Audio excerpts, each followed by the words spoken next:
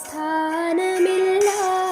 N ഭാവിയെല്ലാം താതൻ കരങ്ങളിലാം.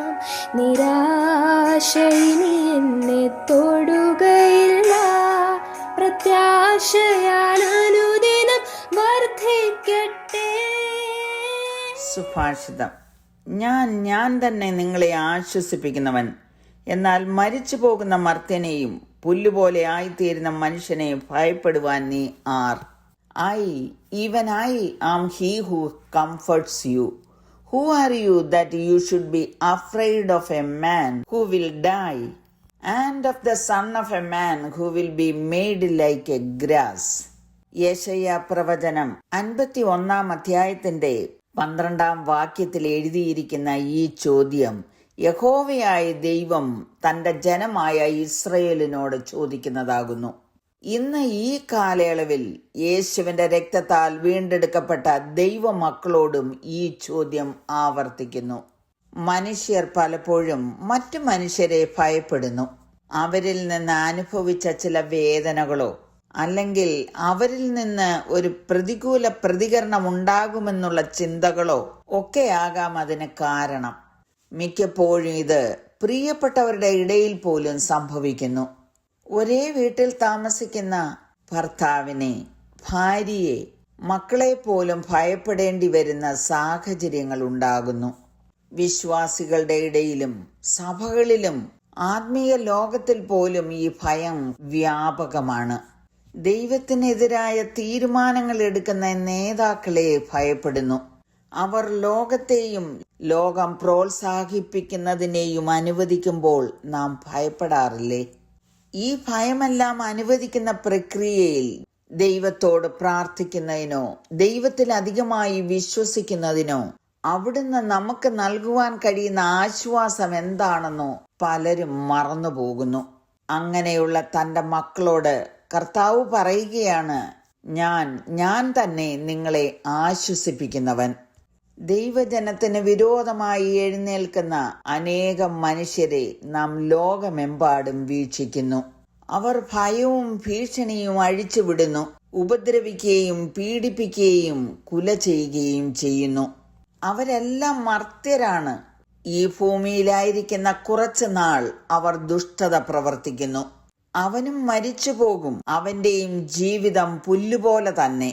മൂക്കിൽ ശ്വാസമുള്ള മനുഷ്യനെ വിട്ടൊഴിവീൻ, അവന് എന്ത് വില മതിപ്പാനുള്ളൂ എന്ന് യെശയ്യാവ് ചോദിക്കുന്നു. അവനൊരു വിലയുമില്ല. അവൻ എങ്ങോട്ട് പോകുന്നു എന്നുള്ളതിനെക്കുറിച്ച് ചിന്തയുമില്ല. ദൈവത്തിന്റെ ജനം ഈ മനുഷ്യരെ ഭയപ്പെടരുത്. ഈ അധ്യായത്തിന്റെ തന്നെ 7-ാം വാക്യം വായിക്കുന്നത്, നീതിയെ അറിയുന്നവരും ഹൃദയത്തിൽ എന്റെ ന്യായപ്രമാണമുള്ള ജനവുമായുള്ളവരെ എന്റെ വാക്ക് കേൾപ്പീൻ. നിങ്ങൾ മനുഷ്യരുടെ നിന്ദയെ ഭയപ്പെടരുത്, അവരുടെ ദൂഷണങ്ങളെ പേടിക്കുകയും അരുത്. ചിലരുടെയെങ്കിലും ഭയം അങ്ങനെയാണ്. മനുഷ്യർ ഒരുപക്ഷെ നിന്ദിച്ചേക്കും, അവർ എന്നെ പരിഹസിച്ചേക്കും എന്നൊക്കെയുള്ള ആകുലതകൾ. മനുഷ്യജീവിതത്തിൽ ഇതൊക്കെ ഉണ്ടായേക്കാം. എന്നാൽ കർത്താവ് നമ്മെ ഇങ്ങനെ ആശ്വസിപ്പിക്കുന്നു, അവയിലൊന്നും നാം ഭയപ്പെടരുത് എന്ന്. ദൈവജനത്തെ പഴിക്കുകയും ദുഷിക്കുകയും പരിഹസിക്കുകയും ചെയ്യുന്നവരും ഇന്ന് കണ്ട് നാളെ അരിഞ്ഞു പോകുന്ന പുല്ലുപോലെയാകുന്നു. ഇവയൊന്നും നിലനിൽക്കയില്ല, അവരും മർത്യരാണ്. തുടർന്ന് അവിടെ എഴുതിയിരിക്കുന്നത്, പുഴു അവരെ വസ്ത്രത്തെ പോലെ അരിച്ചു കളയും, കൃമി അവരെ കമ്പിളിയെപ്പോലെ തിന്നുകളയും. എന്നാൽ എന്റെ നീതി ശാശ്വതമായും എന്റെ രക്ഷ തലമുറ തലമുറയായി ഇരിക്കും. ദൈവജനം രക്ഷ പ്രാപിക്കുമ്പോൾ അവരെ ഭയപ്പെടുത്തുന്നവരുടെ അവസ്ഥയാണ് നാം വായിച്ചു കേട്ടത്. യഹോവയുടെ നീതിയുടെയും രക്ഷയുടെയും സ്ഥിരതയും ദുഷ്ടന്മാരുടെ ക്ഷണിക സ്വഭാവവുമാണ് അവിടെ വെളിപ്പെടുത്തിയിരിക്കുന്നത്. ഇത്രയും മഹത്വമുള്ള വാഗ്ദാനങ്ങളും ഇത്രയും ശക്തനായ ദൈവവും നമുക്കുള്ളതിനാൽ മനുഷ്യനെ ഭയപ്പെടേണ്ട കാര്യമില്ല.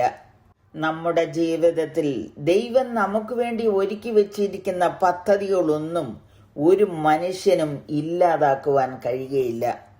എന്നാൽ പലപ്പോഴും നമ്മുടെ ജീവിതത്തിൽ സംഭവിക്കുന്നത്, പീഡകർ നമ്മെ പീഡിപ്പിക്കുവാൻ വരുമ്പോൾ നമ്മുടെ സ്രഷ്ടാവായ, നമ്മെ വീണ്ടെടുത്ത നമ്മുടെ ദൈവത്തെ നാം മറന്നു പോകുന്നു.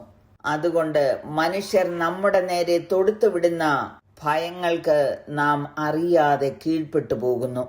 യഹോവയെ ഭയപ്പെട്ട് അവന്റെ വഴികളിൽ നടക്കുന്നവനാണ് ഭാഗ്യവാൻ. യേശു കർത്താവിന്റെ വാക്കുകൾ ലൂക്കോസ് എഴുതിയ സുവിശേഷം 12:4-5 വാക്യങ്ങളിൽ എഴുതിയിരിക്കുന്നത്. എന്നാൽ എൻ്റെ സ്നേഹിതന്മാരായ നിങ്ങളോട് ഞാൻ പറയുന്നത്, ദേഹത്തെ കൊന്നിട്ട് പിന്നെ അധികമായി ഒന്നും ചെയ്യുവാൻ കഴിയാത്തവരെ ഭയപ്പെടേണ്ട. ആരെ ഭയപ്പെടേണം എന്ന് ഞാൻ നിങ്ങൾക്ക് കാണിച്ചു തരാം. കൊന്നിട്ട് നരകത്തിൽ തള്ളിക്കളവാൻ അധികാരമുള്ളവനെ ഭയപ്പെടുവീൻ. അതെ, അവനെ ഭയപ്പെടുവീൻ എന്ന് ഞാൻ നിങ്ങളോട് പറയുന്നു. ദൈവത്തെ ഭയപ്പെടുന്നവർക്ക് മനുഷ്യരെ ഭയപ്പെടേണ്ട ആവശ്യമില്ല. നമ്മുടെ ഭയപ്പാടുകളിൽ ആശ്വസിപ്പിക്കുന്ന ഒരു ദൈവം നമ്മോട് കൂടെയുണ്ട്. സദൃശവാക്യങ്ങൾ 29:25 ജ്ഞാനിയായ ശലോമോൻ പറയുന്നു, മാനുഷ ഭയം ഒരു കണിയാകുന്നു, യഹോവയിൽ ആശ്രയിക്കുന്നവനോ രക്ഷ പ്രാപിക്കും. മറ്റൊരു ട്രാൻസ്ലേഷനിൽ അതിങ്ങനെ വായിക്കുന്നു, മനുഷ്യ ഭയം ഒരു കെണി ഒരുക്കുന്നു, എന്നാൽ കർത്താവിൽ ആശ്രയിക്കുന്നവൻ സുരക്ഷിതനായിരിക്കും. മനുഷ്യ ഭയം എന്ന് പറയുമ്പോൾ നാം മനസ്സിലാക്കേണ്ടത് ദൈവത്തെ ബഹുമാനിക്കുന്നതിനും അനുസരിക്കുന്നതിനും പകരം ആളുകളെ ബഹുമാനിക്കുകയും അനുസരിക്കുകയും ചെയ്യുക എന്നുള്ളതല്ലേ. നാം മനുഷ്യനെ അമിതമായി ചിത്രീകരിക്കുകയും ഭയപ്പെടുകയും ചെയ്യുമ്പോൾ ദൈവം നമ്മുടെ ദൃഷ്ടിയിൽ ചെറുതും അകലെയുമായി മാറുന്നു. കാരണം ദൈവത്തെ പ്രസാദിപ്പിക്കുന്നതിനേക്കാൾ ഭയപ്പെടുന്നവനെ പ്രീതിപ്പെടുത്തുവാൻ ആഗ്രഹിക്കുന്നു. അവരെ പ്രീതിപ്പെടുത്തിയില്ലെങ്കിൽ ഒരുപക്ഷെ ഉപദ്രവിച്ചേക്കും എന്നുള്ള ഭയം നമ്മെ ഭരിക്കുവാനിടയാകുന്നു. ദൈവത്തിൽ വിശ്വസിക്കുന്നു, അനുസരിക്കുന്നു എന്ന് പറയുമ്പോഴും ആ വിശ്വാസത്തിന് ജീവിത രീതിയുമായി യാതൊരു ബന്ധവുമില്ലാതാകുന്നു. മനുഷ്യഭയം ഒരു കെണിയായി മാറുന്നത് എന്തുകൊണ്ടാണ്? സഹായവും പ്രതിഫലവും സന്തോഷവും ഒക്കെ അത് വാഗ്ദാനം ചെയ്തെന്നിരിക്കും. ഫലത്തിൽ ഇതൊന്നും കൈവരിക്കുവാൻ കഴിയുകയുമില്ല. പിന്നീട് അത് വഴിതെളിക്കുന്നത് കാപട്യം, കുറ്റബോധം, ബലഹീനത, നാശം, വിഷാദം ഇങ്ങനെയുള്ള വേദനകളിലേക്ക് മാത്രം.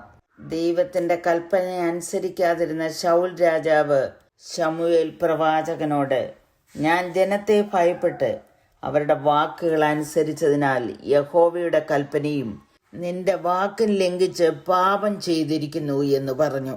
പ്രിയമുള്ളവരെ, ഈ മനുഷ്യഭയത്തിൽ നാം വീണുപോകാതെ ദൈവത്തെ ഭയപ്പെട്ട് അവന്റെ വാഗ്ദത്തങ്ങളിൽ വിശ്വസിക്കാം. അങ്ങനെയുള്ളവരോട് ദൈവം പറയുന്നത് നിങ്ങളുടെ ആത്യന്തിക സംരക്ഷണത്തിനും കരുതലിനും ആശ്വാസത്തിനും സമാധാനത്തിനും ഞാൻ ഉത്തരവാദിയാണ്. അതിനാൽ ഈ ലോകത്തിൽ നിങ്ങൾ ആരെയും ഭയപ്പെടേണ്ടതില്ല. ദൈവത്തിൽ വിശ്വസിച്ച സങ്കീർത്തനക്കാരൻ അതുകൊണ്ട് പറഞ്ഞു, യഹോവ എൻ്റെ പക്ഷത്തുണ്ട്, ഞാൻ പേടിക്കയില്ല, മനുഷ്യൻ എന്നോട് എന്ത് ചെയ്യും? പ്രാർത്ഥിക്കാം. കരുണയുള്ള പിതാവേ, മാനുഷ്യ ഭയം ഒരു കെണിയായി തീരുമെന്ന് ഞങ്ങൾ ചിന്തിച്ചു. കർത്താവേ, മനുഷ്യരെ ഭയപ്പെടാതെ അങ്ങയെ ഭയപ്പെടുവാനും വിശ്വസിക്കുവാനും കൽപ്പനകൾ അനുസരിച്ച് ജീവിപ്പാനും അടിയങ്ങൾക്ക് കൃപ ചെയ്യണമേ എന്ന് യേശുക്രിസ്തുവിന്റെ നാമത്തിൽ അപേക്ഷിക്കുന്നു. കേൾക്കണമേ. ആമേൻ. എല്ലാം മാറിടട്ടെ, ശത്രുഭീതിയെല്ലാം നീങ്ങിടട്ടെ. മരണത്തെ ജയിച്ചവൻ, ശത്രുവെ തകർത്തവൻ, സകലത്തെ